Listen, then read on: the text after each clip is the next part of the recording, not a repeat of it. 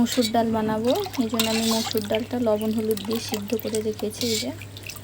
আর ফোড়নে দিব শুকনো মরিচ, তেজপাতা, এখানে পেঁয়াজ রসুন কেটে রেখেছি, আর হচ্ছে পাঁচফোড়ন।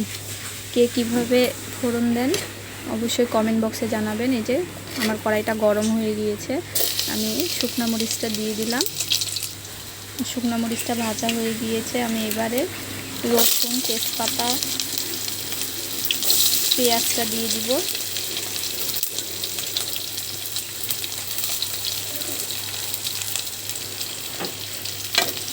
পেঁয়াজটা ভাজা ভাজা হয়ে গেলে এর মধ্যে আমি পাঁচফোড়নটা দিয়ে দিব।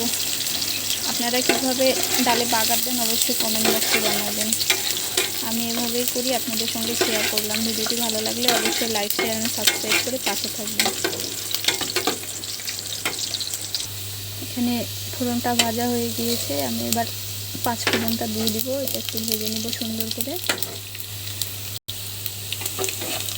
আমার এই ফোড়নটা সুন্দর করে ভাজা হয়ে গিয়েছে, একটা খুব সুন্দর গন্ধ আসছে। আমি এবার ডালটা দিয়ে দিব।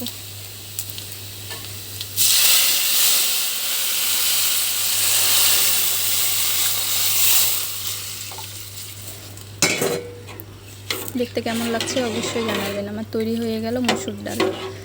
ভিডিওটি সম্পূর্ণ দেখার জন্য ধন্যবাদ।